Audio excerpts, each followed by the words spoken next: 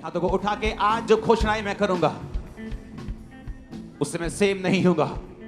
अपने परिवारों समेत मैं गवाही के साथ वापस आऊंगा। आमीन। ऊंचा ये आशीष हमारी है। ऊंची आवाज में एक बार आमीन बोलो। हालेलुया। कई वचन होते हैं, आप उसकी तैयारी करते हैं, आप अपने सिचुएशंस को देखते हैं, आप लोगों को देखते हैं, उनकी केसेस को देखते हैं, आप परमेश्वर से वचन लेते हैं, आप वचन को देते हैं।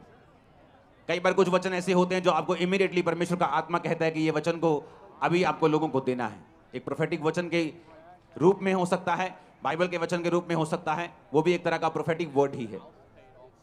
लेकिन कुछ खास तरह के वचन होते हैं, कई बार परमेश्वर उन वचनों को स्पेसिफिकली बोलता है कि इस संडे तुमने ये वचन लोगों को देना है।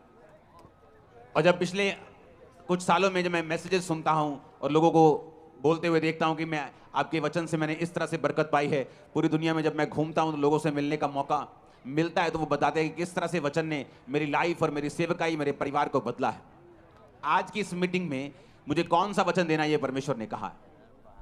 बहुत से लोग परमेश्वर ने कहा विश्वासी हैं और मेरे साथ अच्छी तरह से चल रहे हैं, लेकिन उनकी जिंदगी में वो विक्ट्री, वो जीत नहीं है, वो शैतान के ऊपर फतेह नहीं है। और उसका कारण परमेश्वर ने मुझे बताया। पहला शमूएल 17 उसकी 1 से 11 आयत को मैं पढ़ूंगा और उसके बाद मैं वो वचन डिस्कस करूंगा जो परमेश्वर ने मुझे आपको बताने के लिए आज बोला है, खास आप लोगों को। अब फिलिस्तियों ने युद्ध के लिए अपनी सेनाओं को इकट्ठा किया और यहूदा देश के सोको में एक साथ होकर सोको और अजेका के बीच अपेस दमीम में डेरे डाले। और शाऊल और इजरायली पुरुषों ने भी इकट्ठे होकर एला नामक तराई में डेरे डाले और युद्ध के लिए फिलिस्तियों के विरुद्ध पांति बांधी, यानी लाइन लगाई। फिलिस्ती तो एक और पहाड़ पर और इजरायली दूसरी ओर पहाड़ पर खड़े रहे और दोनों के बीच एक तराई थी। तब फिलिस्तियों की छावनी में से गोलियत नामक एक वीर निकला जो गत नगर का था। उसकी लंबाई 6 हाथ 1 बित्ता थी। 6 हाथ का मतलब होता है 10 फीट के करीब। अगर आज आप बड़े बड़े जो शूरवीर आप देखते हैं आज के ज़माने के, वो खली हो, वो कोई भी हो, 7 फुट 1 इंच किसी की हाइट है, 7 फुट 2 इंच किसी की हाइट है। लेकिन आप इमेजिन कर सकते हो ये बंदा 10 फीट का था और उसके सिर पर पीतल का टोप था। एक पत्थर का झिलम वो पहने हुए था जिसका तौल 5000 शकेल पीतल का था। उसकी टांगों पर पीतल के कवच थे। उसके कंधों के बीच बर्शी थी। भाले की छड़ उसकी जुलाही के डोंगे के समान थी। उसका फल 600 शकेल लोहे का था, यानी कम से कम जो उसके हाथ में भाले का जो हिस्सा था वो 57 किलो का था। आज अगर आप में से 90% लोगों को बोलो कि 57 किलो उठा के सिर्फ एक बार ऐसे कर दो तो नहीं कर पाएंगे। लेकिन उसने कहा कि वो उसके साथ वो लड़ता था और एक ढाल लिए हुए एक जन उसके आगे चलता था। वह खड़ा होकर इजरायली पांतियों को ललकार के बोला, तुमने यहां आकर लड़ाई के लिए क्यों पांति बांधी है? क्या मैं फिलिस्ती नहीं हूं और तुम शाऊल के अधीन नहीं हो? अपने में से एक पुरुष चुनो कि वह मेरे पास उतर आए। यदि वह मुझसे लड़कर मुझे मारे तब तो हम तुम्हारे अधीन हो जाएंगे। यदि मैं उस पर प्रबल होकर मारूं तो तुम्हें हमारे अधीन होकर हमारी सेवा करनी पड़ेगी। वह फिलिस्ती बोला, मैं आज के दिन इजरायली पांतियों को ललकारता हूं कि किसी पुरुष को मेरे पास भेजो कि हम एक दूसरे से लड़ें। और उस फिलिस्ती की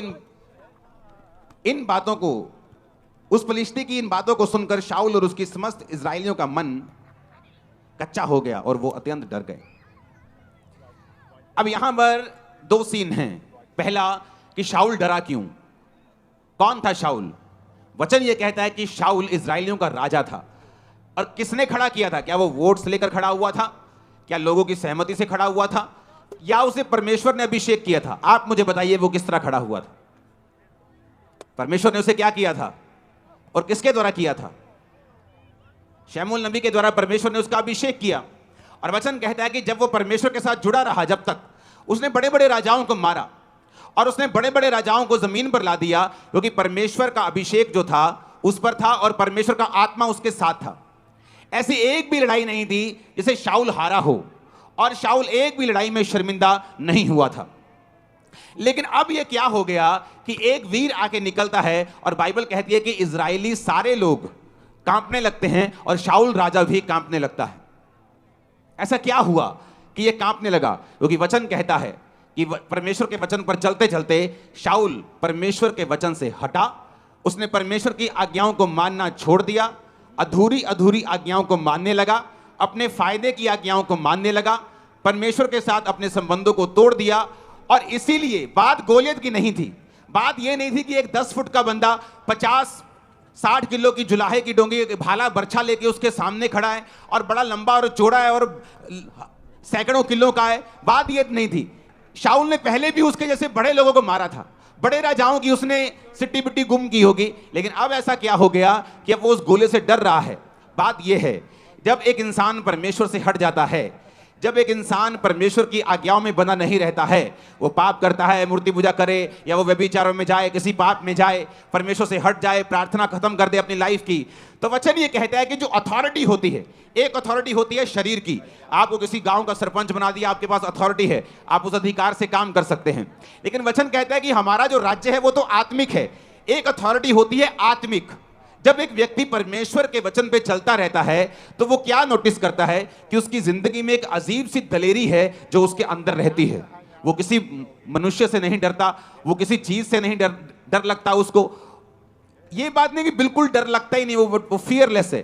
बाइबल कहती है दाऊद भी डरता था, और वचन कहता है जब आप भजन संहिता 46 पढ़ते हैं, उसने कहा मैं नहीं डरूंगा क्योंकि यहोवा मेरे संग है। डर उसके मन में था, लेकिन वचन कहता है कि वो अंगीकार ये करता था कि मैं नहीं डरूंगा क्योंकि यहोवा मेरे संग है। अब आपको ये बात पहले समझने की जरूरत है जिस टॉपिक पे हम हैं। अब शाऊल जो था, वचन ये कहता है कि उसकी आत्मिक अथॉरिटी को वो पाप और अनाज्ञाकारिता के कारण खत्म कर चुका था। कई बार क्या होता है, आप परमेश्वर के साथ आप रिश्ते में होते हैं, आप प्रभु के साथ मेल मिलाप में होते हैं, हाँ, आप रोज प्रार्थना करते हैं, आप पाप से दूर रहते हैं, आप सब तरह से परमेश्वर को प्रसन्न करने की कोशिश करते हैं। इसका मतलब ये नहीं कि आप 100% प्रभु यीशु को जैसे चलने लग जाते हैं, लेकिन आपकी इंटेंशन यही होती हैं कि मुझे कोई ऐसा पाप नहीं जानबूझ के करना, मुझे प्रेयर में रहना है, मुझे वचन पढ़ना है, मुझे रोज़ों में रहना है। और इस तरह से जब आप परमेश्वर में चलते हैं, एक अजीब सी स्पिरिचुअल अथॉरिटी आपके साथ रहती है। जब दो व्यक्ति दोनों चर्च में आते हैं, एक आत्मिक अधिकारों के नीचे है, वो परमेश्वर में चलता है, वो प्रार्थना करता है, वो प्रभु के साथ अच्छे संबंध हैं। ये नहीं फॉरेन के लोग मैंने देखे हैं, अच्छा संडे डबल दिहाड़ी मिल रही, संडे ज्यादा डॉलर मिलते काम करने के, तो संडे काम करते, कहते वचन हम कोई बात नहीं आके ऑनलाइन सुन लेंगे। वो पैसा नहीं इकट्ठा कर रहे, वो शराब इकट्ठा कर रहे हैं कि संडे डबल दिहाड़ी मिलती है, संडे टैक्सी का काम अच्छा चलता है, तो संडे प्रभु को छोड़ दो, कोई बात नहीं ऑनलाइन सुन लेंगे परमेश्वर क्या कहते हैं। सिर्फ ऑनलाइन सुनने से सब कुछ नहीं होगा। कई बार आप जब परमेश्वर की हुजूरी में आते हैं, आपको प्रैक्टिकली परमेश्वर वो ग्रेस देता है, अनुग्रह देता है, जिससे आप अपने जीवन की मुश्किलों से और अपने जीवन के प्रॉब्लम से और उन फाइट से बाहर आ सकें जो आपको घेरे हुए हैं। और वो ऑनलाइन रह के नहीं आते। ऑनलाइन है, कभी साल में एक मीटिंग मुझे कहीं बहुत इमरजेंसी जाना पड़ रहा है तो मैं ऑनलाइन देख रहा हूं। उन लोगों के लिए ऑनलाइन है, फौजियों के लिए ऑनलाइन है, जिनको मालूम है कि हम अपना चौकी छोड़ के कहीं जा नहीं सकते, उन लोगों के लिए है। बाइबल कहती है जब आप अधिकारों से भरे होते हैं, फर्क कहां लगता है, एक व्यक्ति जो अधिकारों से भरा हुआ है और सही तरह से प्रभु में चलता है, दूसरा भी चर्च आता है, कभी कभी प्रेयर कर लेता है, कभी कभी पाप कर लेता है, कभी कभी शराब पी लेता है, कभी कभी कुछ कर लेता है, दोनों चर्च आ रहे हैं, दोनों में कोई फर्क नहीं। वो भी हालेलुया बोलता है, वो भी आमीन बोलता है, वो भी घोषणा करता है, वो भी विश्वास करता है यीशु प्रभु है। लेकिन फर्क तब होता है जब दोनों की जिंदगियों में उनको मुसीबतों का सामना करना पड़ता है, जब दोनों की लाइफ में कोई बीमारी आती है या कोई ट्रबल आता है या कोई मुश्किल आती, जो अधिकारों से भरा हुआ होता है। और जब वो अपने अधिकारों से मालूम होता है कि नहीं मैं इस चीज के लिए नहीं बना हूं, और वो अधिकारों से उन चीजों को डांटना शुरू करता है और वो चीजें गायब होती हैं। जब दूसरा सेम अधिकारों के साथ, सेम वर्ड्स के साथ प्रार्थना करना शुरू करता है, उसे अंदर से मालूम होता है कि मेरी प्रेयर का असर जो है वो नहीं है, मेरी प्रेयर में पावर जो है वो नहीं है, और वो प्रेयर शैतान के ऊपर इफेक्ट नहीं कर रही, और वो प्रॉब्लम के ऊपर, वो बीमारी के ऊपर जाके उसको खत्म नहीं कर रही, वो सिर्फ वर्ड्स हैं जो मैं बोल रहा। कितनों को मेरी बात समझ आ रही? जीसस क्राइस्ट, बाइबल कहती है कि एक जगह यीशु मसीह ने वचन सुनाया और यीशु मसीह ने चेलों को कहा कि अब तुम ऐसा करो, तुम चले जाओ, और चेलों को भेज दिया जबरदस्ती लिखा बाइबल, लोगों को भेज दिया, चेलों को भेज दिया। यीशु मसीह अकेले पहाड़ पे प्रार्थना करने के लिए चले गए। जब नीचे आए तो परमेश्वर ने क्या देखा कि परमेश्वर को नाव के उस नदी के उस पार जाना था और नाव कोई नहीं थी, और बाइबल कहती परमेश्वर पानी पे चले गए चलते हुए। ये क्या था? ये एक स्पिरिचुअल एक्सरसाइज, अथॉरिटी थी जो परमेश्वर ने उसको एक्सरसाइज किया। परमेश्वर जानते थे कोई भी चीज मुझे परमेश्वर के काम करने से रोक नहीं सकती। अगर नाव नहीं है तो मैं नाव का इंतजार नहीं करूंगा।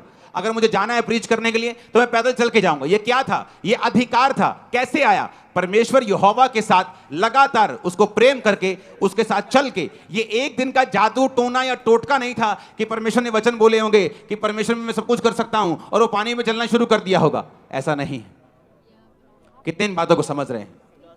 वो अधिकार कैसे आपकी लाइफ के अंदर आते हैं? वो अधिकार तब आते हैं जब आप परमेश्वर के साथ चल लेते हैं। अब मैं वही बात कर रहा हूं। जब दाऊद ने इसको देखा, पहला शमूएल 17 उसकी 22 से 27 में लिखा है कि दाऊद वहां पहुंचा। कैसे पहुंचा? सबसे छोटा था, यिशै का बेटा। यिशै के 3 बड़े बेटे दाऊद उसकी शाऊल की सेना में थे, तो शाऊल की सेना में काम कर रहे थे। तो दाऊद के बाप ने कहा, बेटा कुछ सामान ले जा खाने पीने के लिए। तो वो अपनी भेड़ बकरियों को छोड़कर सामग्री लेके, बाइबल कहती है, उनको मिलने के लिए चला। और जब वहां पहुंचा तो वहां पे जो गोलियत था वो ललकार रहा था फिर से, और अपने देवताओं का नाम ले लेकर श्रापित कर रहा था। अरे तुम ईसाइयों हो, तुम किसी काम के नहीं हो, और डरपोको, गालियां निकाल रहा था उनको। और जब दाऊद ने देखा तो बाइबल कहती दाऊद अपनी सामग्री सामान के रखवाले के हाथ में छोड़कर रणभूमि को दौड़ा और अपने भाइयों के पास जाकर उसका कुशल क्षेम पूछा। वह उनसे बातें कर ही रहा था, फिलिस्तियों की पांतियों में से वो वीर यानी गोलियत फिर से चढ़ आया और पहले के समान बातें करने लगा। और दाऊद ने उन्हें सुना। उस पुरुष को देखकर सब इजरायली अत्यंत भय खाकर उसके सामने से भागे। फिर इजरायली पुरुष कहने लगे, क्या तुमने उस पुरुष को देखा है जो चढ़ा आ रहा है? निश्चय वह इजरायलियों को ललकारने को चढ़ा आता है, और जो कोई उसे मारेगा राजा उसे धन देगा, अपनी बेटी का विवाह उससे कर देगा, उसके घराने को इजराइल में कर रहित यानी स्वतंत्र मतलब कि टैक्स फ्री कर देगा। उसे कोई इनकम टैक्स नहीं देना है, कोई सेल टैक्स नहीं देना है। दाऊद कहता है ये तो बड़ी जबरदस्त बात है।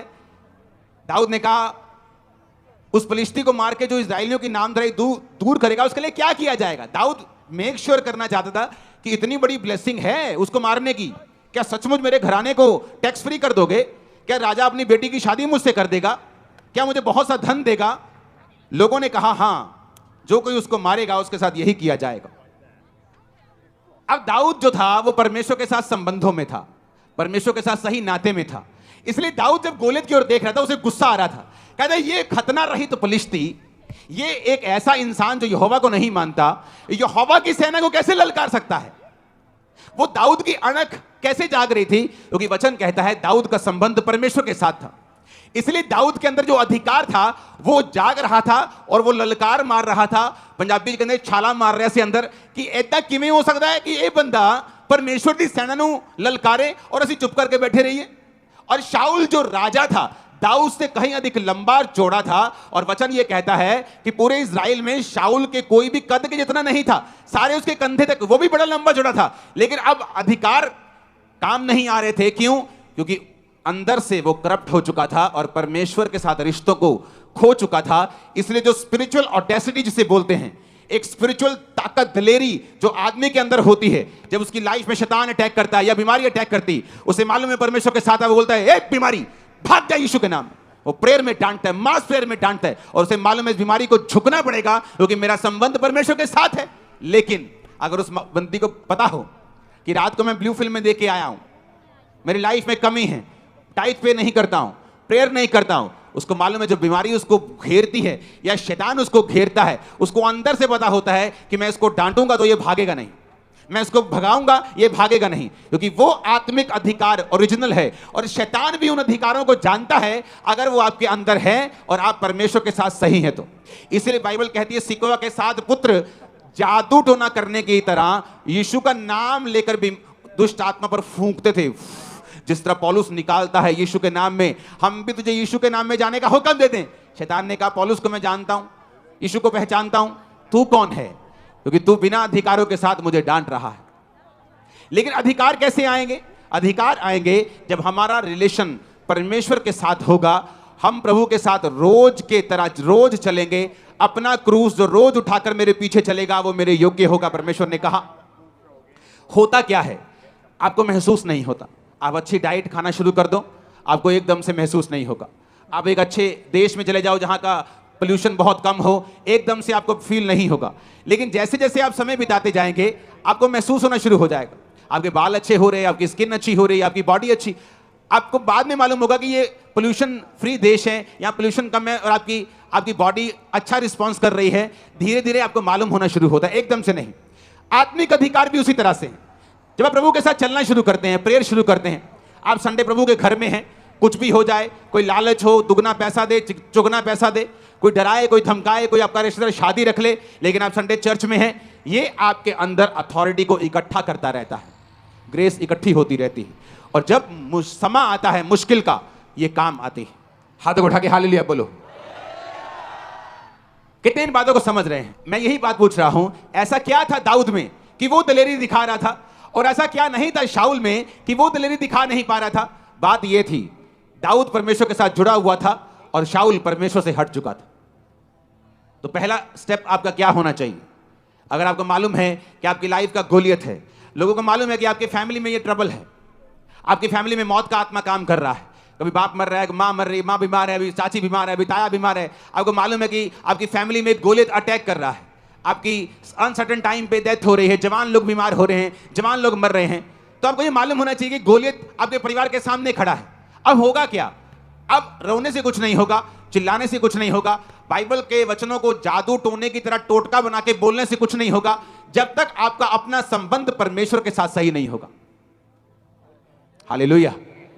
और जब आपका संबंध परमेश्वर के साथ सही होने लगता है, आपके अंदर अधिकार आने लगते हैं, और ये प्रैक्टिकली ही मालूम हो सकता है। जैसे मैं आपको बोलूं कि अगर आप ये खाएंगे तो आपके अंदर ताकत आने लगेगी, तो अभी आपको ताकत महसूस ना हो, लेकिन जब ताकत आएगी, अब मैं बोलूंगा क्या ताकत दिख सकती है?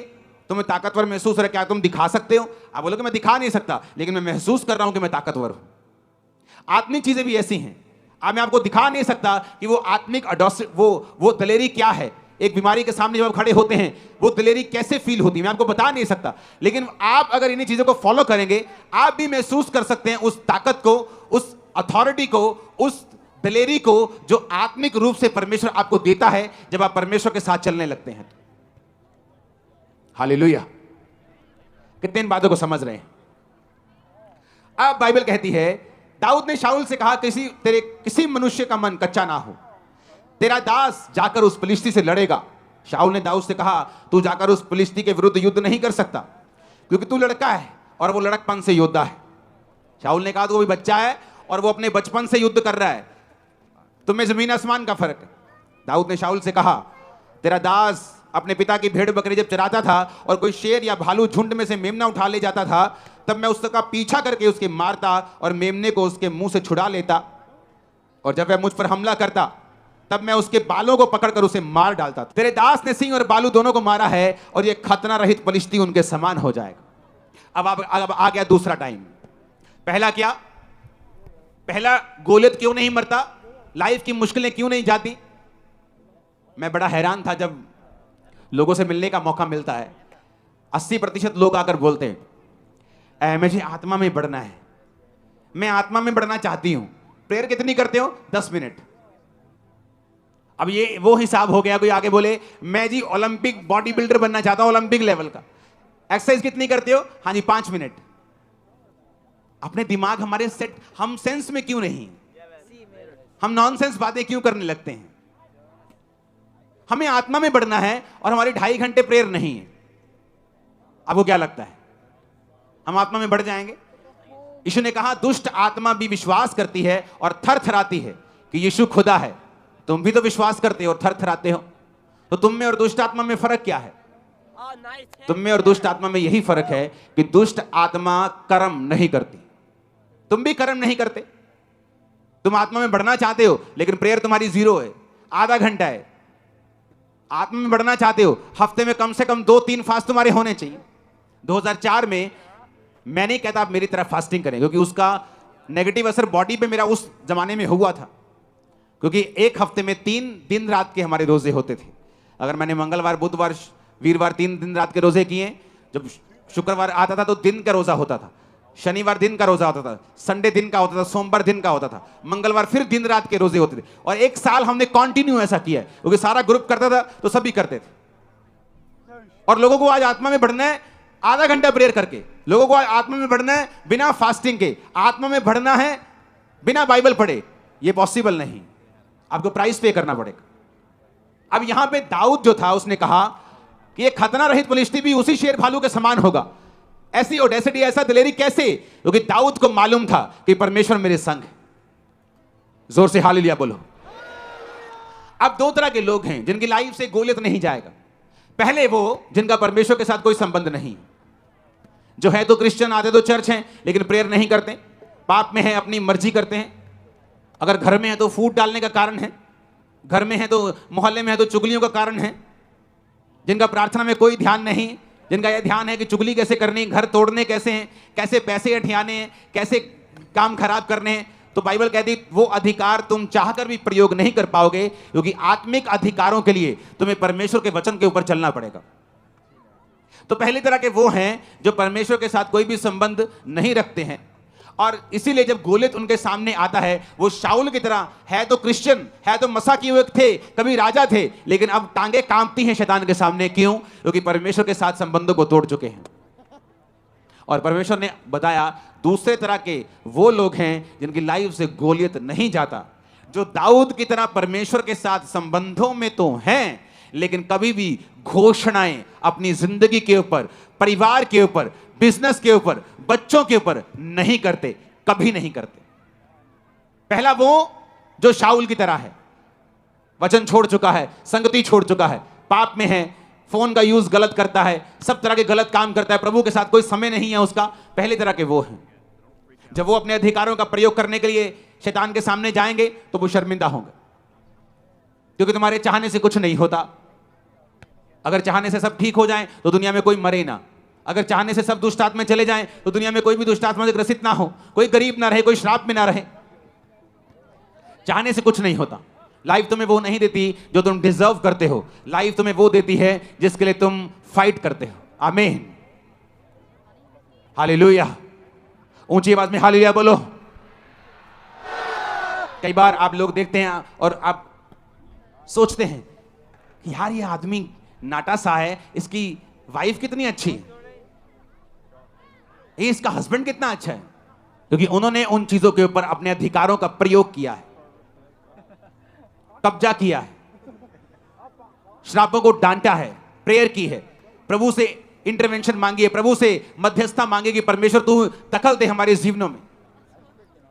इसलिए कहा जाता है कि आप वो नहीं पाते जो आप डिजर्व करते हैं। कितनी ऐसे लेडीज होंगी, बहनें होंगी जो सुंदर हैं, गुड कैरेक्टर की हैं, लेकिन मैरिड लाइफ में कभी सेटल नहीं होती। क्या वो डिजर्विंग नहीं है? उनसे कम पढ़ी लिखी, कम सुंदर, अच्छे हस्बैंड को पाके बैठी, क्योंकि लाइफ आपको वो नहीं देती जो आप डिजर्व करते हैं। लाइफ आपको वो देती है जिसके लिए आप लड़ते हैं, फाइट करते हैं। आज आपके घुटनों में ताकत आएगी लड़ने की यीशु मसीह के नाम में। मैंने कहा आपके गलों में ताकत आएगी आत्मिक यीशु के नाम में। आमीन ऊंचा चाहिए। तो पहली तरह के लोग आपको समझ आ गए, क्योंकि अगले 4 हफ्तों तक हम डिक्लेरेशन करेंगे, लेकिन उससे पहले मैं ये चाहता हूं कि हम सेटल हो जाएं आत्मा में, हम चीजों को समझ जाएं, क्योंकि अगले 4 हफ्ते जब डिक्लेरेशन के साथ प्रार्थनाएं होंगी, मैं आपको बता रहा हूं, मैंने हेवन को आपकी लाइफ के ऊपर ओपन होते हुए, शैतान के गढ़ों को टूटते हुए, गोलियत को आपके पांव पर गिरते हुए, बड़े बड़े गोलियत को गिरते हुए, आपकी लाइफ में सब रुके कामों को निकलते हुए मैंने देखा है। मैंने सब मौत की आत्माओं को आपके कदमों पे झुकते हुए देखा है, एक्सीडेंट को कैंसिल होते हुए देखा है, डाइवोर्स को कैंसिल होते हुए देखा है, बीमारियों को निकलते हुए देखा है। आमीन। मेरे को खड़कने वाला चाहिए शैतान के खाना। हालेलुया। लेकिन इससे पहले कि हम डिक्लेरेशन करें, मैं नहीं चाहता कि हम में ऐसे लोग हों जो वचन को ना समझने वाले हों और वो डिक्लेरेशन को एक जादू और एक टोने और एक टोटके की तरह करें कि वचन में ऐसा लिखा है, बोलने से ऐसा हो जाता है, हम भी बोलेंगे। लेकिन वो दूसरा स्टेप है। पहला स्टेप है परमेश्वर के साथ मेल मिलाप करना, तौबा करना, यानी पानी का बपतिस्मा लेना, अपने पापों और गुनाहों को छोड़ना, एक ही परमेश्वर यानी प्रभु यीशु मसीह की अधीनगी में आना, उसी को अपना उद्धारकर्ता मानते हुए उसी को मानना, अपना सिर उसके सामने झुकाना और उसके बाद उसके वचनों को पढ़ना और उसके वचनों पर चलना। और उसके बाद फिर आता है डिक्लेरेशंस, घोषणाएं। दाऊद ने क्या किया? आपको क्या लगता है? दाऊद ने पहली घोषणा की जब वो शाऊल के सामने था। उसने कहा, शाऊल, जब मैं ऐसा ऐसा पिता की भेड़ बकरी को चराता था तो मैं शेर भालू को मार देता था, बालों से पकड़ के मार देता था। दाऊद ने कहा वो यहोवा जिसने मुझे सिंह भालू दोनों के पंजों से बचाया है वो फिलिस्ती के हाथ से भी बचाएगा। तो दाऊद ने पहली घोषणा की शाऊल के सामने। मैं भी ऐसी घोषणाएं मुझे याद किया करता था, कई बार लोगों के सामने, अपने परिवार के सामने, कई बार विरोधियों के सामने, कई बार अपने जो मेरे रिश्तेदार मुझे कोसते थे, त्यागते थे मुझे, वो तो धर्म में अपने वापिस आएगा, पछताएगा, उनके सामने मैं घोषणाओं को करता था। घोषणाओं में ताकत है। कई बार तुम्हारी चाचे की लड़की आके तुम्हें पूरी तरह से मिट्टी में मिला देती है। तू ईसाई, ले तेरा कख नहीं बनना, तू एक दिन वापस आना, और तुम चुप रहती हो। ये चुप रहना नहीं है, तुम श्राप ले रही हो अपने ऊपर और अपने बंधनों को खुद स्वीकार कर रही हो। कहां चुप रहना है? जब तुम्हारा मां बाप तुम्हें डांट रहा हो, तुम्हें चुप रहना है। लेकिन जब कोई और हो और तुम्हारे विश्वास को चोट पहुंचा रहा है, तुम्हारे ऊपर गलत घोषणाएं कर रहा है, नेगेटिविटी बोल रहा है, तब तुम्हें घोषणा करनी होती है। परमेश्वर ने मुझे बताया, जो पहला स्टेप मैंने बताया ना, वो तो जस्ट एक स्टार्टिंग था। आपके लिए कौन सा स्टेप है परमेश्वर ने बताया वो मालूम? 10% लोगों के लिए है जो मैंने पहला स्टेप बताया। 90% लोगों के लिए जो अब बता रहा हूं, परमेश्वर ने कहा मेरे लोग मेरे साथ अच्छे संबंधों के बावजूद भी गोलियत के नीचे रहते हैं, क्योंकि वो घोषणाएं नहीं करते अपने लिए। यहां दाऊद की जिंदगी देखो, उसने एक घोषणा की शाऊल के सामने। शाऊल कहता बेटा तू अभी छोटा है, और वो जब वो छोटा था तभी से लड़ता है। यानी अगर वो 40 साल का है, वो 26 साल का एक्सपीरियंस है। बेटा तेरी उम्र अभी 15, 20, 16 साल है, 18 साल है, तू नहीं लड़ सकता। उसने कहा जब मैं अपने बाप के भेड़ बकरे को चराता था ना, तो कोई शेर भालू आता था तो मैं उसको केसों से पकड़ के मार देता था। तो जो परमेश्वर मुझे शेर भालू के हाथ से बचाता था, वो इसके हाथ से भी बचाएगा। घोषणा, मैं घोषणा करता हूं तुम कभी फेल नहीं होगे। मैं घोषणा करता हूं इसी साल तुम्हारी शादी होगी। मैं घोषणा करता हूं तुम फाइनेंशियली ब्लेस्ड होगे। मैं घोषणा करता हूं तुम डर की आत्मा के नीचे नहीं जियोगे। आमीन ऊंचे वाला चाहिए। आप मेरी बात समझ रहे कि नहीं? घोषणा क्या तुम करती हो? क्या तुम करते हो? एक शराबी, पूरा शराबी, टुल्ल वाला शराबी, शराब पीता था, नाली में गिरता था, रोज नाली में गिरता था, रोज घर लेके आते थे। मां क्रिश्चियन थी, कभी कर्ज नहीं किया, बोलती थी मेरा बेटा एक दिन सेवक बनेगा। वो सेवक बना, बड़ा हो गया। घोषणा, घोषणा, घोषणा। तुम्हारा बच्चा शरारती हो, कभी मत कहो मेरा बच्चा शरारती है, बोलो मेरा बच्चा एक्सीलेंट है। आज जब फ्लाइट में, मैंने स्टूडेंट ने बताया था कि फ्लाइट में जब जाते हैं, एंड ऑफ द फ्लाइट सारी एयर होस्टेस हमें आके जरूर ये बात बोलती हैं, आपके बच्चों के जैसा कोई बच्चा हमने नहीं देखा। ये कैसे इतने काम हैं, कैसे हर चीज को बोलते हैं, हैंडल करते हैं, चीजें करते हैं, शोर नहीं, रोते नहीं, चिल्लाते नहीं, खिंचते नहीं। मैंने कहा घोषणाएं। बचपन में जब ये थे, घोषणाएं, घोषणाएं, घोषणा, घोषणा, डिक्लेरेशन, डिक्लेरेशन, डिक्लेरेशन। तुम जैसा बोलोगे, परमेश्वर ने क्या कहा, मैं उन चीजों के नाम जो नहीं ऐसे लेता हूं जैसे कि वो हैं। अब्राहम, तेरा नाम आज से अब्राहम होगा। है प्रभु, मेरे पास तो अपना एक कुत्ते का बच्चा भी नहीं है, तो मेरा नाम तू रख रहा है कि जातियों का पिता होगा। सारे, तेरा नाम सारा होगा। बहुत से राजकुमारों की माता। हे प्रभु वो बख्श दे, ऐसा मेरा नाम मत रख। जैसे आज अगर चर्च में कोई बहुत गरीब भाई बैठा है, जो कल को अमीर हो जाएगा वो कोई प्रॉब्लम नहीं, लेकिन आज बहुत गरीब और घर जाके बोले आज से मेरा नाम धनी चंद है आज से मेरा नाम मुकेश अंबानी है, वो लोग बोलेंगे यार तू क्यों बेइज्जती करवानी है अपनी। घोषणा, घोषणा। परमेश्वर ने कहा मेरे लोग नहीं जीत रहे गोलियत से, क्योंकि वो घोषणा नहीं करते। तुम लोग क्या सोचते हो, हाय प्रभु कुछ करेगा, हाय प्रभु इस दर्द नू कटेगा, हाय। और प्रभु क्या सोच रहा है कि मैंने तुझे सांपों और बिच्छुओं को रोकने का अधिकार दिया, तुझे ताकत दी है, तू घोषणा करेगी, तू डिक्लेयर करेगी, तू घोषणा करेगी, मैं तुझे दूंगा। तू घोषणा नहीं करेगी, पावर तेरे पास होगी, लेकिन वो उसी मिट्टी में दब के खत्म हो जाएगा। आप मेरी बात समझ रहे कि नहीं? घोषणाएं। यहां पर पहली घोषणा दाऊद ने की। अब समय आया जब दाऊद ने जब घोषणा की, तो शाऊल ने 38 आयत में लिखा, शाऊल ने अपने कपड़े दाऊद को पहनाए, पीतल का टोप सिर पे रखा, झिलम पहनाई। दाऊद ने उसकी तलवार वस्त्र के ऊपर कसी और चलने का यत्न किया, और उसने उसे परखा नहीं था। और दाऊद ने शाऊल से कहा इसके पहने हुए मुझसे चला नहीं जाता, क्योंकि मैंने इन्हें नहीं परखा है। दाऊद ने उन्हें उतार दिया। उसने अपनी लाठी ली, नाले में से 5 चिकने पत्थर छांटे, चरवाहे की थैली अपने झोले में रखे, और अपना गोफन हाथ में लेके पलिश्ती के निकट गया। पलिश्ती चलते चलते दाऊद के निकट पहुंचने लगा और जो जन उसकी ओर बड़ी ढाल लिए आ रहा था वो उसके आगे आगे चला। पलिश्ती ने जब देखा दाऊद को तो तुच्छ जाना, कहा, क्योंकि वो लड़का ही था और उसके मुख पर लाली झलकती थी और वो सुंदर था। पलिश्ती ने दाऊद से कहा, क्या मैं कुत्ता हूं, तू लाठी लेकर मेरे पास आता है? पलिश्ती अपने देवताओं का नाम लेकर दाऊद को कोसने लगा। पलिश्ती ने दाऊद से कहा, मेरे पास आ, मैं तेरा मांस आकाश के पक्षियों और वन पशुओं को खिला दूंगा। शैतान ने घोषणा की। आप नहीं जानते, आपका एनिमी आप पर घोषणा करता है, आपका दुश्मन आप पर घोषणा करता है और आप चुप रहते हैं। अगर आप घोषणा के बदले घोषणा नहीं करेंगे, वॉर के बदले वॉर नहीं करेंगे, वर्ड्स के बदले वर्ड्स नहीं देंगे, चुगलियों के लिए आपका मुंह खुला रहता है। गंदी बातें बोलनी हो, मुंह खुला रहता है। किसी की चुगली करनी हो, निंदा करनी हो, 2-2 घंटे हम बैठ सकते हैं।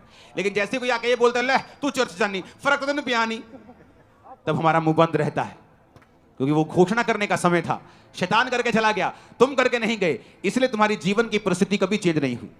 पलिश्ती ने घोषणा की कि मैं तेरा मांस खिला दूंगा पक्षियों को। दाऊद ने पलिश्ती से कहा 45 आयत में, तू तलवार और भाला और सांग लेके मेरे पास आता है, परंतु मैं सेनाओं के यहोवा से तेरे नाम के नाम से तेरे पास आता हूं, जो इजरायली सेना का परमेश्वर है, और उसी को तूने ललकारा है।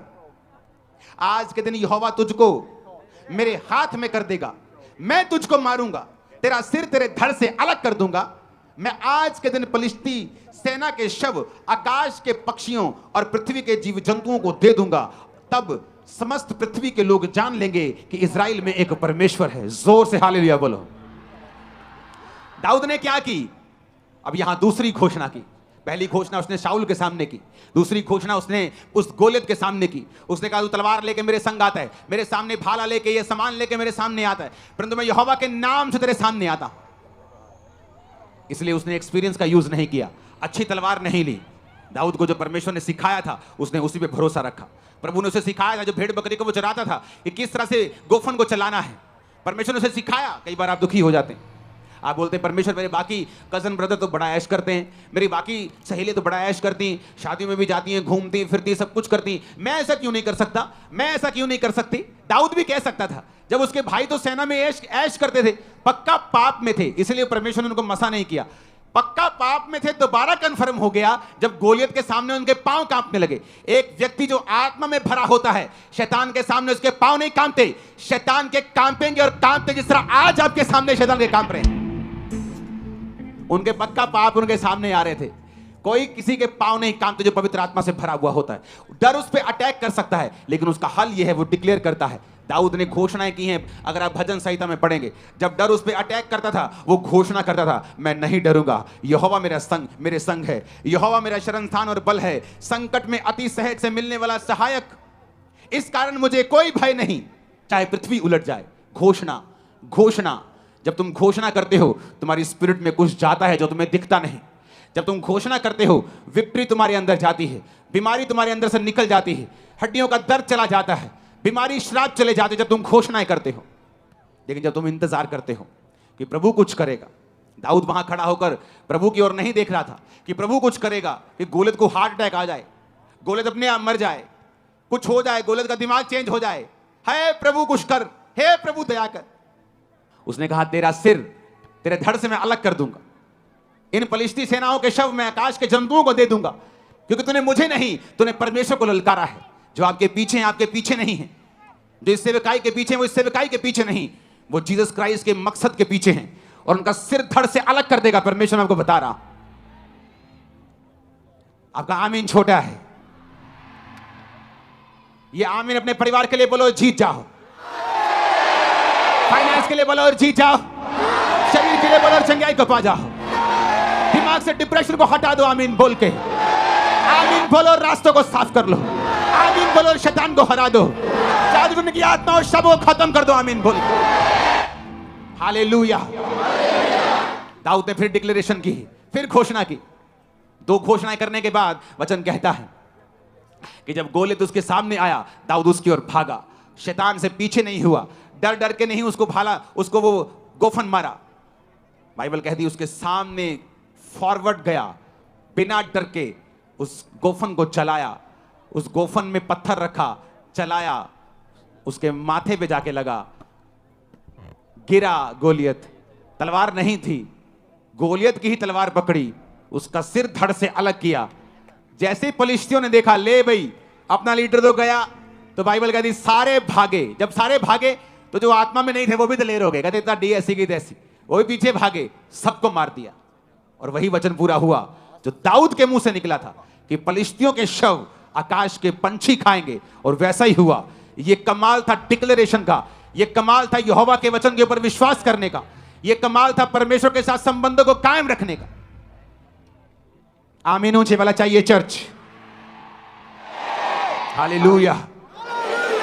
तो अगर आपके संबंध प्रभु के साथ सही नहीं, मेरा विश्वास है इस मीटिंग के खत्म होने के बाद आप लोग बपतिस्मा लेने के लिए पीछे हमें मिलेंगे, बपतिस्मा लेंगे और प्रभु के साथ अपने संबंध को कायम कर लेंगे। मैंने यहां पर लोगों को आते हुए देखा है चर्च में, और पूछा है उनसे कब लिया बपतिस्मा, कहते जिस दिन हम चर्च में पहली बार आए थे हमने बपतिस्मा ले लिया था। और जाके चेक करो उनके लोगों की गवाहियों को, चेक करो किस तरह से परमेश्वर ने उन्हें ब्लेस किया है।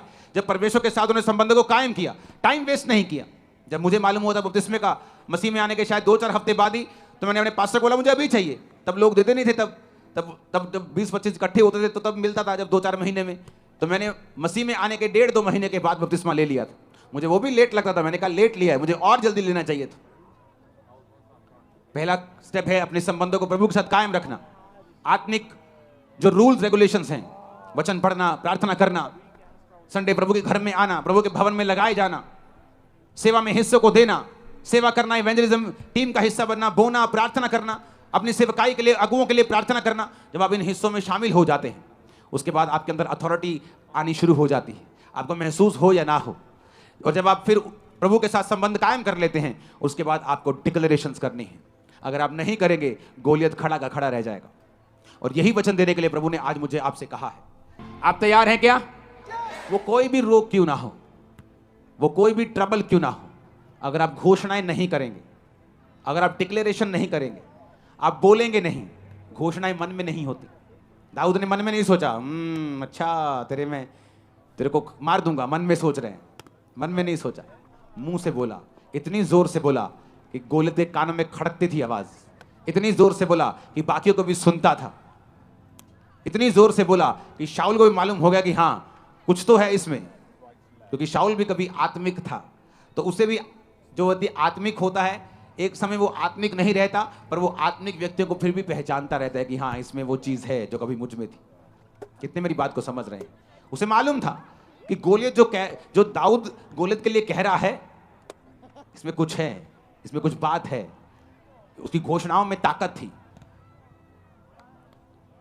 आपको मुश्किल होती है, आप रोने लगते हैं, आप प्रभु की ओर हाथ उठा लेते हैं। मूसा भी ऐसे ही करने लगा। जब मूसा ने देखा पीछे फिरौन अपनी सेना के साथ पकड़ने के लिए आ गया, आगे समुद्र था, पीछे फिरौन था, लोग बकबक करने लगे, ले मूसा साडिया कबरा हूं तू समुद्र च बनवाएगा, काश असी तेरे नाल ना आंदे, तेरी गल ना सुनते। और मूसा बाइबल कहती परमेश्वर की दुहाई देने लगा, जोर जोर से रोने लगा, प्रभु कुछ कर। परमेश्वर ने कहा तू मेरी दुहाई क्यों दे रहा है, क्यों दे रहा है मेरी दुहाई? तेरे पास लाठी है, लाठी को समुद्र की ओर कर, तो वो 2 भाग हो जाएगा। क्यों दे रहे हो दुहाई? परमेश्वर ने कहा क्यों भिखारियों की तरह मांग रहे हो? तुम नहीं जानते तुम्हारे पास घोषणाओं की ताकत है, तुम्हारे पास वचन है, तुम वचन की घोषणा कर सकते हो।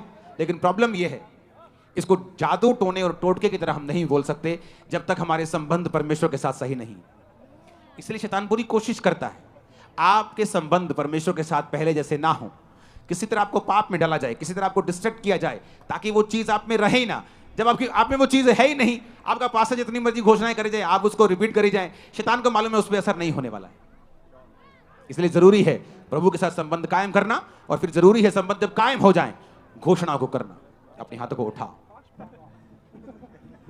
थैंक यू जीसस बोलो।